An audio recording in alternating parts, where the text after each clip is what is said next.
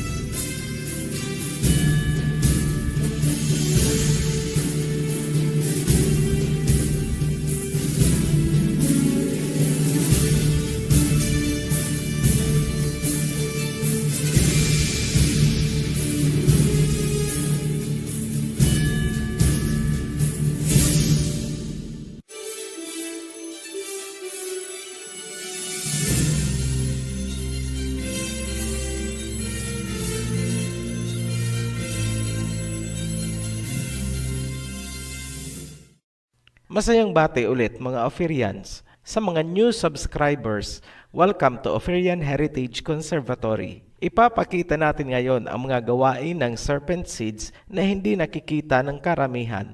Tutuklawin na sila ng serpent seeds pero hindi pa rin nag-aalam dahil ayaw nilang tanggapin ang katotohanan ng Genesis chapter 3 verse 14 and 15. The Elohim said to the serpent, I will put enmity between your seed and the woman's seed. He will crush your head and you will bruise his heel. Hindi nyo makikilala ang serpent seeds hanggat patuloy kayong nagbubulag-bulagan sa katotohanang ibinabahagi ng Ophirian Heritage. Sa video na ito, malalaman nyo kung paano napasok at nakuha ng serpent seeds ang mga kaharian sa mundo mula pa sa sinaunang panahon. Bago natin ibigay ang karugtong ng nakaraang video ng Babylon series, magbibigay lang po tayo ng kunting patnubay sa mga baguhan. Mas maganda po kung gagamitin ninyo ang playlist na inihanda namin para kumpleto at tama ang pagkakasunod-sunod ng inyong panunuorin. Nasa description po ang link. Itong pinapanood nyo ngayon ay kalagitnaan na ng dalawang series. Para makasunod po kayo at maunawaan ito, kailangan pong napanood muna ang creation series mula sa simula.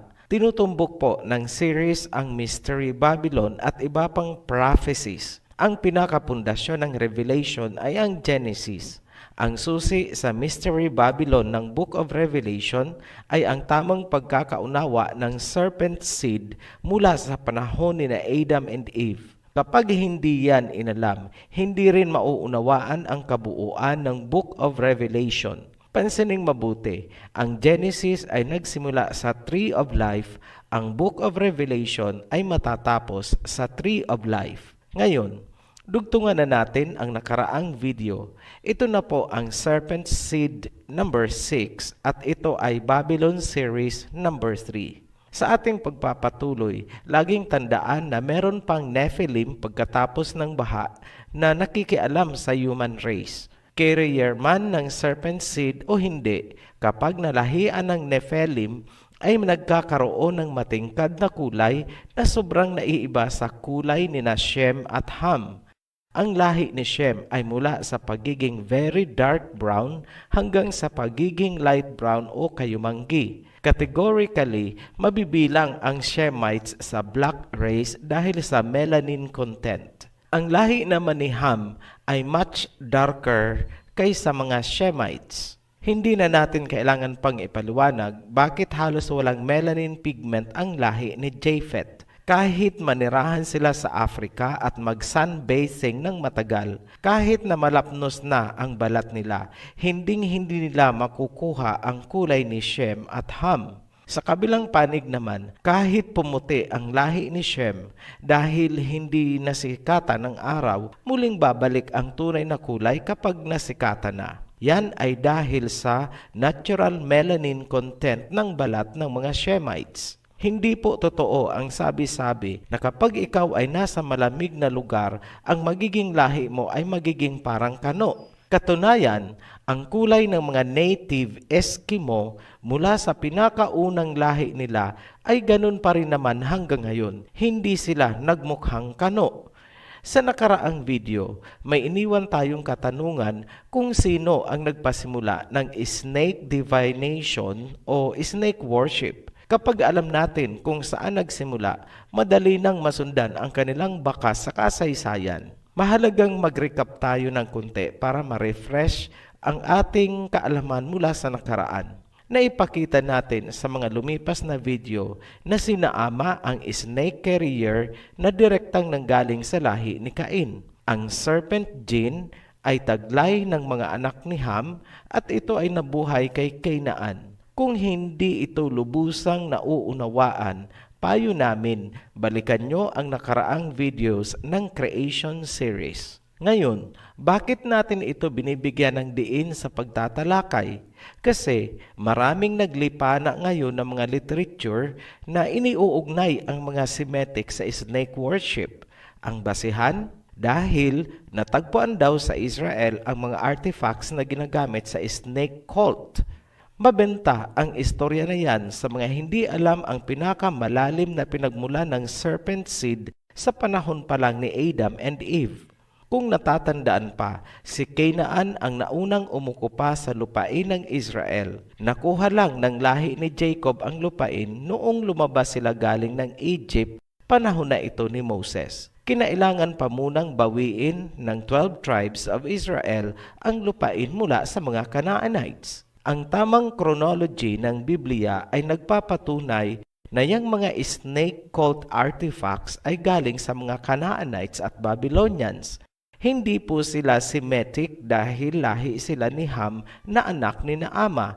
Ang Semitic ay lahi ni Shem. Pangalawa, ang mga Semitic or Shemites na lahi ni Shem ay hindi sumasamba sa serpent dahil hindi naman serpent seed ang mga Shemites. Kung meron mang Shemite na naimpluwensyahan, hindi pa rin nararapat sabihing ang snake worship ay Semitic origin. Ang mga Ophirians or Filipino ay galing kay Shem, kaya tayo ay mga Semitic or Shemites. Kahit naman sabihin nating hindi natuto sa tamang pagsamba ang ating mga ninuno dahil nga napahiwalay na si Joktan, wala po tayong history bilang civilization na sumasamba sa ahas. Klarado po tayo dyan. Walang ibang magpapalaganap ng serpent or snake worship kundi ang serpent seeds. Sa aming analysis, ang mga civilization na may serpent worship ay mga serpent seeds with few exemptions kung meron man. Pag sinabing worship, ibig sabihin, yan ay pagkilala sa serpent bilang banal na dapat sambahin. Lagi nating tandaan na ang mga Greek ay may close affinity sa mga Babylonians, Canaanites at Egyptians. Kitang-kita yan sa civilization ng ancient Greeks hanggang sa ngayon. Sinalo ng Greeks ang ideology, culture, philosophy at religion ng Babylon, Canaan at Egypt. Ang naging pinakasentro niyan at repository ay ang Babylon. Tinangkilik ng Greeks ang Babylon, binihisan ang harlot woman, binigyan ng bagong pangalan at bagong trademark at ipinasa sa new generation. Sa business concept, ang tawag dyan ay rebranding. Kung gagawa natin ng simpleng equation, ganito ang lumalabas. Canaanite plus Egyptian plus Babylonian equals Greek civilization. Mula naman sa Greek, isinilang ang civilization ng Europeans kasama na ang Australians and Americans. Itong mga Australians, kahit nakatira na sila sa teritoryo ni Ham, hindi pa rin sila maituturing na lahi ni Ham dahil sila ay mga estranghero lamang sa lupain. Lahi pa rin sila ni Japhet. Ophirian, bakit naman tila masyado kayong focus sa mga Greeks? Meron pong dalawang mabigat na dahilan. Una, Sila ang nag-translate ng Old Testament mula sa Aramaic Hebrew dialect papuntang Greek. Ang original New Testament naman daw ay nasusulat sa Greek. Lahat ng iba't ibang versions ng Biblia na hawak ng iba't ibang relihiyon ay galing na sa kamay ng mga Greeks. Nararapat lang na busisiin ang laman ng Biblia, baka mamaya Greek gods and goddesses na ang sinasamba ng sangkatauhan.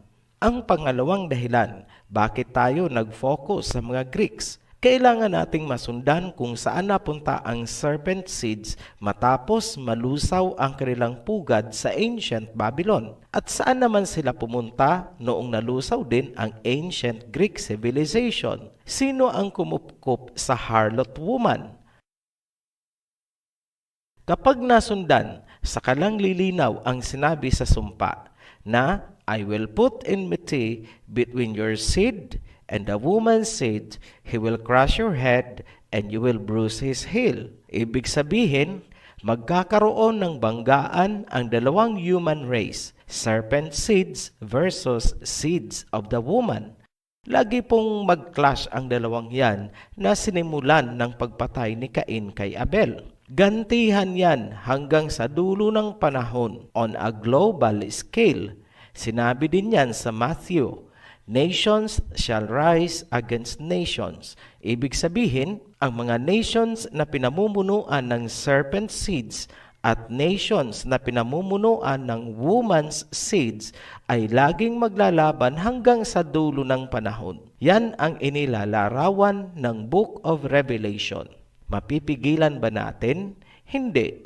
So bakit pa natin inaaral itong prophecies mula sa Genesis kung hindi naman pala mapipigilan? Simple lang po, para alam natin kung saan tayo dapat lumugar.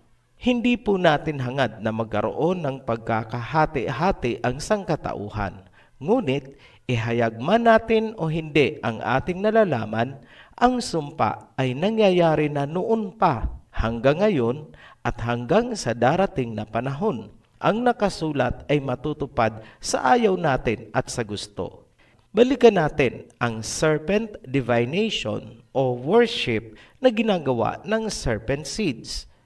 Magsimula ulit tayo sa pinakamatandang civilization sa Fertile Crescent pagkatapos ng baha. Canaan at Mesopotamia ang focus natin muna. Maraming artifacts na ginagamit sa serpent cult or snake worship ang natagpuan sa Canaan at mga lugar sa Israel na inukupan ng lahi ni Canaan bago pa man dumating doon ang mga Israelites. Dalawa ang natagpuan sa Megiddo, isa sa Gezer, isa sa Sanctum Sanctorum ng Area H Temple ng Hazor, at dalawa naman sa Shechem. Iisa ang sinasabi ng Bible, History, and Archaeology. Ang mga lugar na yan ay inukupan ng mga Canaanites bago pa man dumating ang mga Israelites. Wala pong kinalaman ang mga Shemites o Semitic sa snake worship. Ngayon, may history ba ng hidwaan sa pagitan ng Canaan at lahi ni Shem? Yes, meron. Inagaw ng mga Canaanites ang lupain ng Israel at nagkaroon ng sagupaan sa pagitan nila noong panahon ni Joshua matapos makalaya ang mga Israelites mula sa Egypt. Kung ganon, natupad na naman ang sumpa. I will put enmity between your seed and the woman's seed. He will crush your head and you will bruise his heel. Pumunta naman tayo sa Egypt. Kung naaalala pa, ang Egypt ay nagmula kay Mizraim na anak ni Ham. Ibig sabihin, kapatid ni Mizraim o Egypt si Canaan. Mga serpent seeds ba sila? Yes, dahil anak sila ni Naama. Kaya huwag kayong magtataka kung bakit inalipin ng Egypt ang Israel ni Shem habang inagaw naman ng Canaan ang lupain ng Israel. Kumbaga, pinagtulungan ng magkapatid na serpent seed ang mga Israelites. Ngunit, huwag niyo munang husgahan agad ang lahi ni Ham, pababa kay Mizraim at Cush dahil sa paglipas ng panahon, bandang huli, ang Israelites ay kumanlong sa lahi ni Cush sa Africa. Tandaan po natin na ang serpent genes ni Ham ay dormant o recessive dahil diluted na ito ng genes ni Noah. Yung galing kay Canaan ang naipasa sa Babylonians na active. Ngayon, ano naman ang proof na nagkaroon nga ng snake worship at divination sa Egypt? Ang cobra ay sinasamba ng mga Egyptians. Ang cobra ay hindi lamang nauugnay sa sun god na si Ra, kundi sa iba pang mga gods gaya ni Wadjet, Renenotet, Nehebkau, at Meretseger. Sino si Wadjet? Siya ang patron goddess ng Egypt na kadalasang inilalarawan na isang snake na may ulo ng babaeng tao. Ang Per-Wadjet City ay dedicated sa pagsamba kay Wadjet at sa kanya rin ipinangalan. Ang simbolo ni Wadjet na tinawag na Ureus ay matatagpuan sa royal crown ni Ra at sa headdress naman ng Pharaoh. Tandaan niyo po, itong Ra ay God of the Sun. May kaugnayan yan sa sun worship na tatalakayin natin ng hiwalay. Ang isa pang God na may kinalaman sa serpent worship ay si Meretseger at nauugnay naman kay Osiris, ang god of the afterlife ng mga Egyptian. Ang ibig sabihin ng Meretseger ay she who loves silence. Kung kaya siya ay itinuturing na goddess ng mga libingan. Malaki po ang naging epekto nitong sina Ra, Osiris, Amon, Horus at iba pang mga gods and goddesses sa modern day religions. Mag-integrate na po tayo ng information tungkol sa Egypt. May pyramid ba ang Egypt? Of course, yes.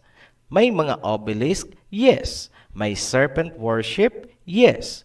Nagkaroon ba ng hidwaan sa pagitan ng Egypt at lahi ni Shem or seed of the woman? Yes. Inalipin ng mga Egyptians ang mga Israelites. Kung ganon, nagkaroon na naman ng katuparan ang sumpa ng Genesis. I will put enmity between your seed and the woman's seed. He will crush your head and you will bruise his heel. Ngayon, puntahan na natin ang Mesopotamia. Huwag po kayong malito. Ang Mesopotamia ay malaking region sa Fertile Crescent kung saan matatagpuan ang Sumer at Babylon, ang pinakasentro ng civilization. Sa Mesopotamia, meron silang tinatawag na Ningizida, Lord of the Good Tree. Ito ang Mesopotamian god of vegetation.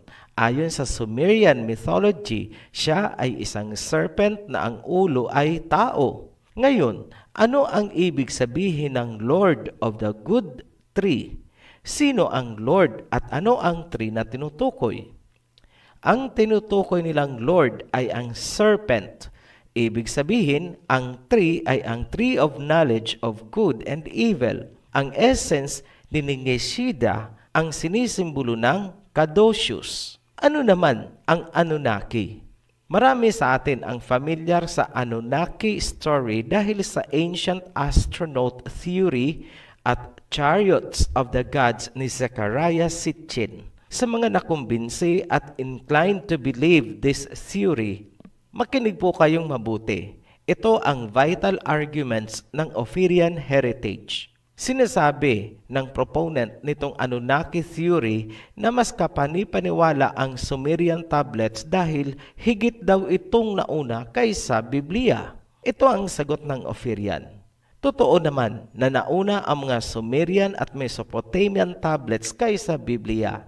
Ngunit, hindi porket nauna at nasulat sa Sumerian at Mesopotamian tablets ay totoo na.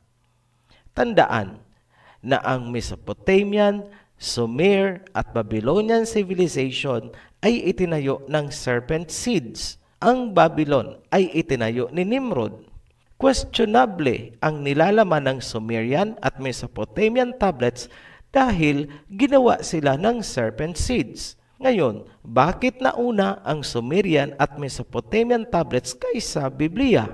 Kung natatandaan nyo, pagkatapos ng baha, sinimulan agad ng serpent seeds ang pagtatayo ng civilization. Mabilis nila itong napaunlad dahil dati na silang may blueprint o idea hango sa civilization ni Cain. Tinutulungan pa sila ng mga Nephilim na tinawag nilang Anunnaki. Ayon naman kay Helen Blavatsky sa kanyang librong The Secret Doctrine na inilimbag noong 1888, ang mga Anunnaki daw ay reptilian race na nakipagbinggel sa humans ng Lemuria na inilubog ng baha. Umaayon sa Biblia ang sinabi ni Blavatsky, ang Lemuria ay tumutukoy sa city ni Cain. Ang reptilian race ay ang serpent seed, ang baha ay ang Noah's flood. Pangalawang argumento tungkol sa Anunnaki theory, sinabi ni Sitchin na ang tao ay nilikha ng mga Anunnaki sa pamamagitan ng paglalagay ng kanilang genes or seeds sa unggoy.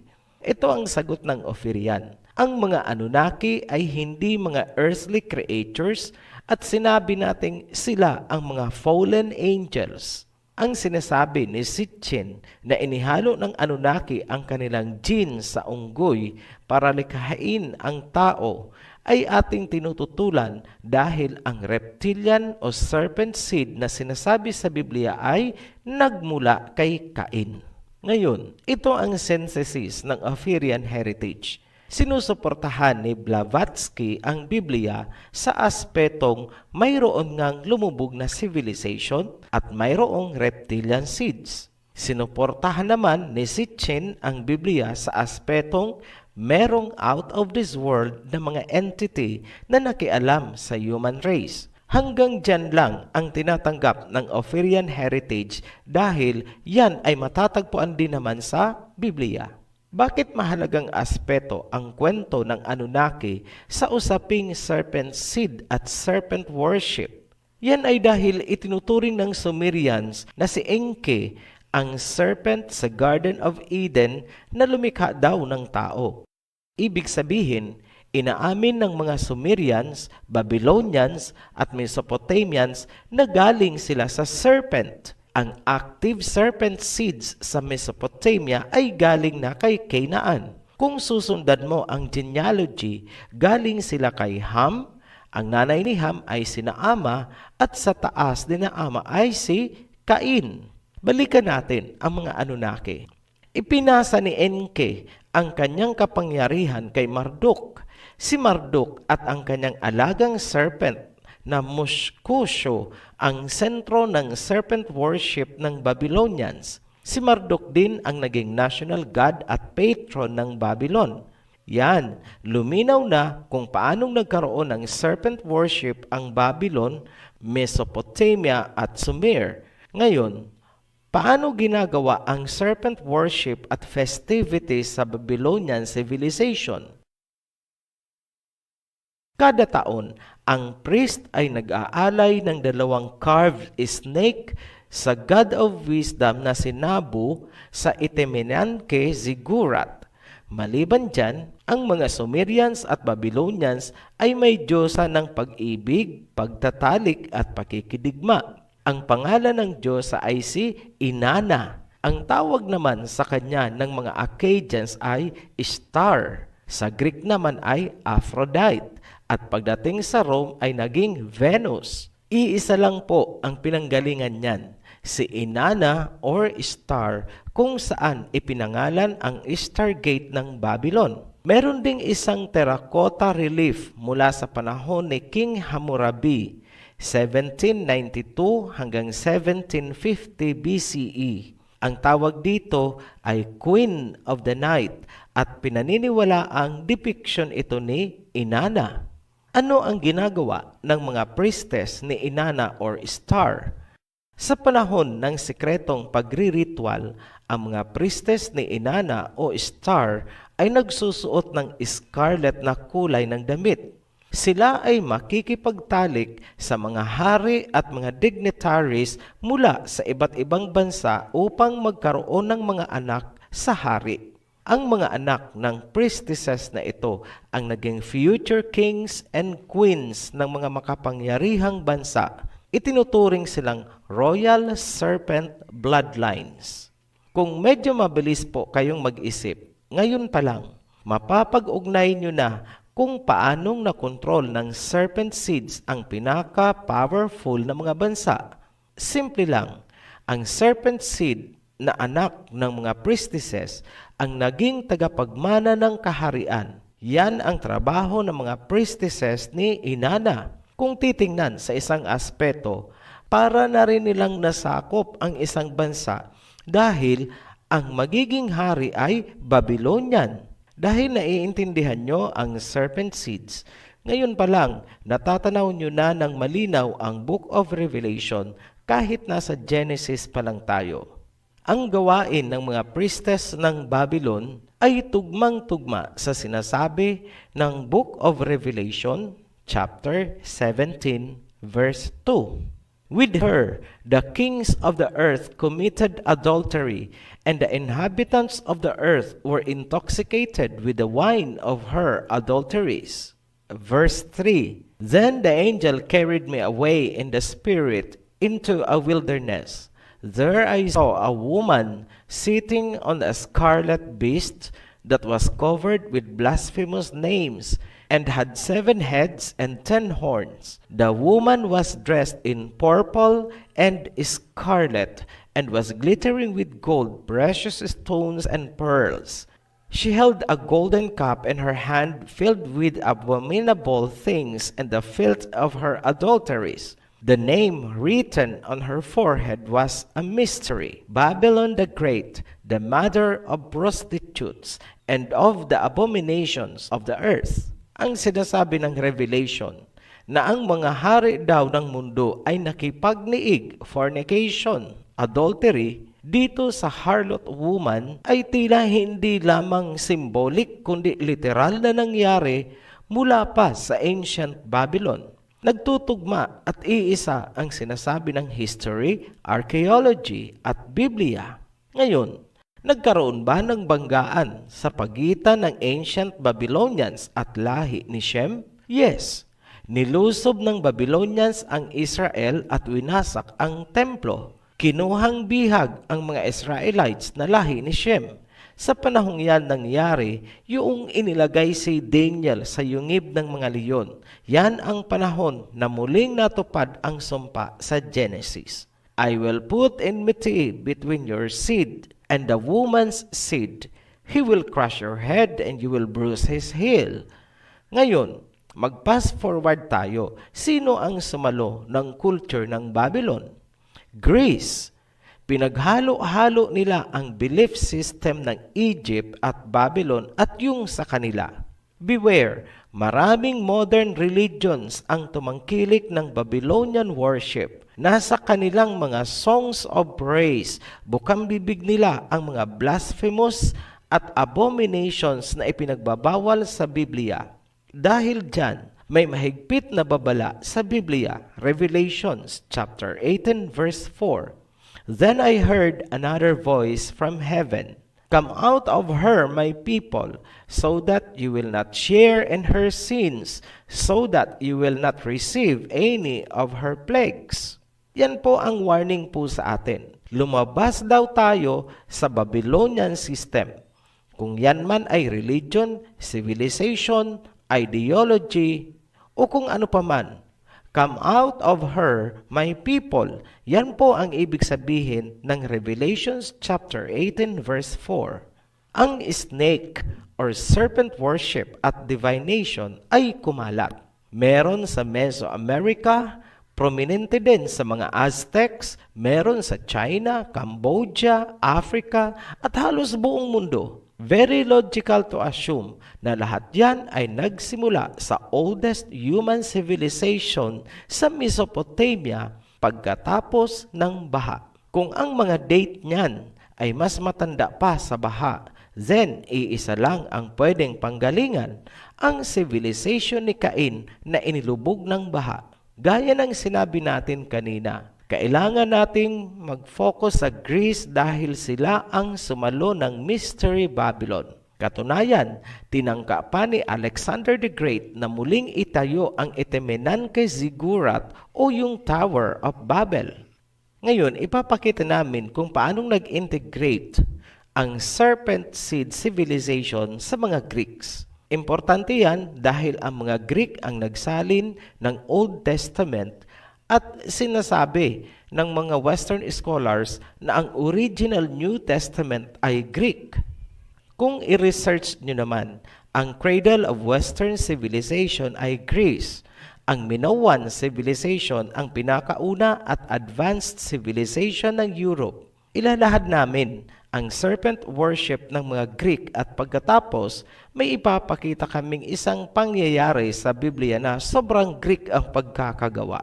Ang Greek oracles ang nagpatuloy ng tradisyon na pagsamba sa Egyptian cobra goddess na si Wadjet. Huwag pong kalilimutan na Egypt at Babylon ay iisa lamang kung pag-uusapan natin ang snake worship. Kung ano ang meron sa Egypt, yun ang nagsimula sa Babylon ni Nimrod. Isang napakapopular na pangalan sa ancient Greece ay si Alexander the Great at ang kapatid niyang si Cleopatra. Ang nanay nila ay si Olympias na asawa ni King Philip II noong 357 BCE. Si Olympias ang naging Queen of Macedonia. Ayon kay Plutarch, isang 1st century AD biographer, si Olympias ay isang debotong miyembro ng cult of Dionysius na sumasamba sa ahas. Kilala si Olympias bilang isang mahusay na snake handler sa ancient Greece. Ayon mismo kay Olympias, ang ama ni Alexander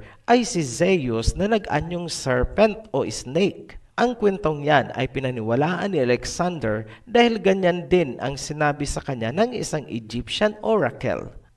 Sinabi natin sa naunang video na ang serpent civilization ni Cain na muling binuhay ni Ama pagkatapos ng baha ay nasusuklam sa Creator at sa seeds of the woman.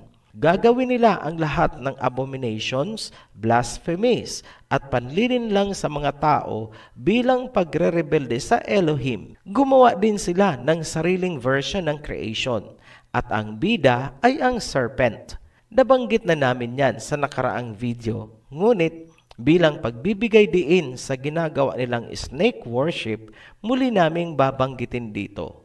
Sinasabi ng mga Greeks na ang serpent ang nagbigay ng kaalaman sa mga tao upang makalaya sa sakim at malupit na iluhim. Para sa mga Greeks, ang serpent ang nagbibigay ng kalayaan, karunungan, kagalingan at kaligtasan para sa sangkatauhan.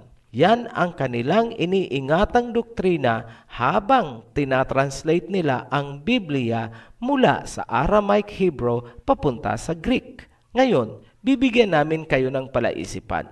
Sa Genesis, ang serpent ay nauugnay sa panlilinlang, kapahamakan at kamatayan ni na Adam and Eve at ng buong sangkatauhan. Ang icon ng fall of humanity ay ang serpent.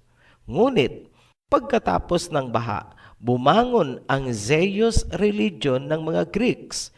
Ginoglorify nila at sinasamba ang serpent. Para sa kanila, ang serpent ang nagbigay ng wisdom, karunungan, at kaligtasan. Katunayan, ang serpent ay simbolo nila ng kalusugan at kagalingan. Kumusta naman ang credibility ng mga Greek translators ng Biblia?